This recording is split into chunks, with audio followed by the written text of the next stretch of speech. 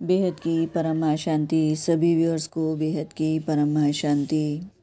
श्रीमद् भगवद गीता के 8वें अध्याय के 8वें श्लोक में भगवान श्री कृष्ण कहते हैं, अभ्यास योग युक्तेन चेतसा नान्यगामिना परम पुरुषम दिव्यम याति पार्थ अनुचिंतयन।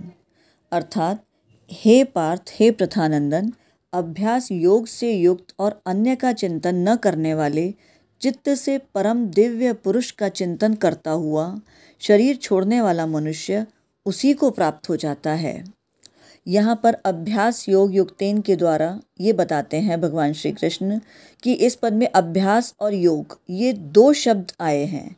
संसार से मन हटाकर परमात्मा में बार बार मन लगाने का नाम अभ्यास है और समता का नाम योग है।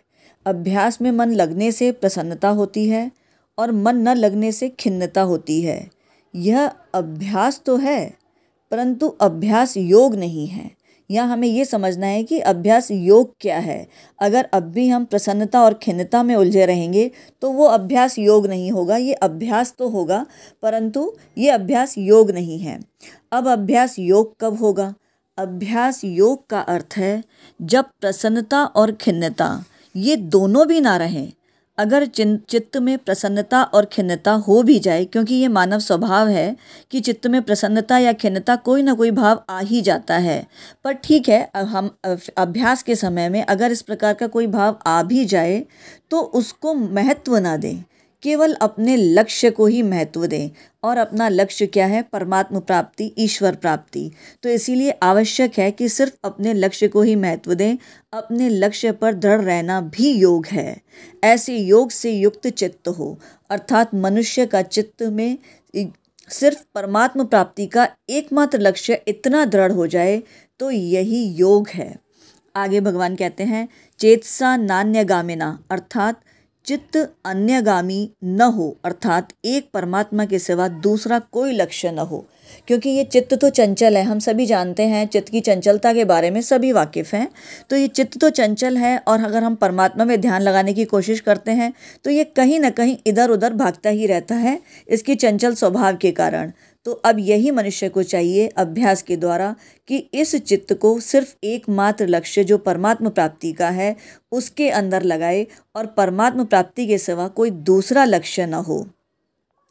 आगे भगवान कहते हैं, परम पुरुषम दिव्यम याति पार्थ अनुचिंतयन।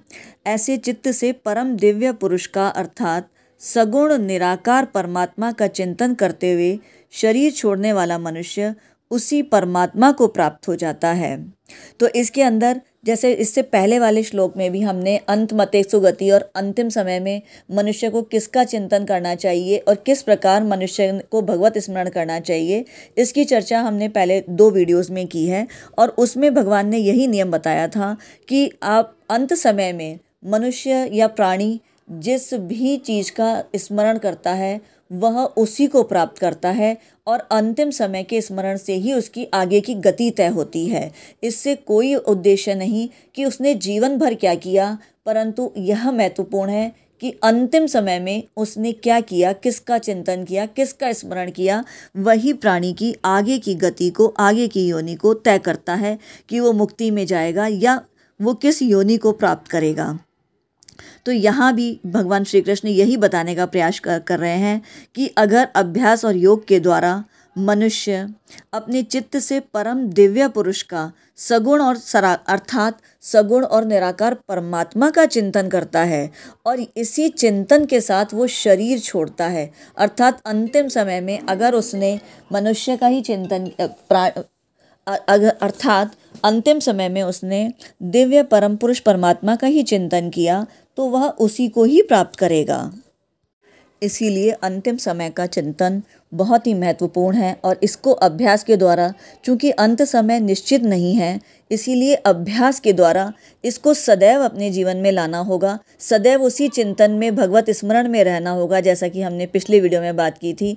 तभी अंतिम समय में हम भगवत चिंतन करके भगवत प्राप्ति को प्राप्त कर सकेंगे। अगले वीडियो में अंत काल में स्मरण करने वालों के प्रकार के बारे में चर्चा करेंगे कि भगवान श्री कृष्ण क्या कहते हैं। तो उम्मीद करते हैं ये वीडियो आपको अच्छा लगा होगा वीडियो को पूरा देखने के लिए सभी व्यूअर्स का परम धन्यवाद। इसी प्रकार की ज्ञानवर्धक जानकारी के लिए हमारे चैनल पर बने रहें। बेहद की परम शांति।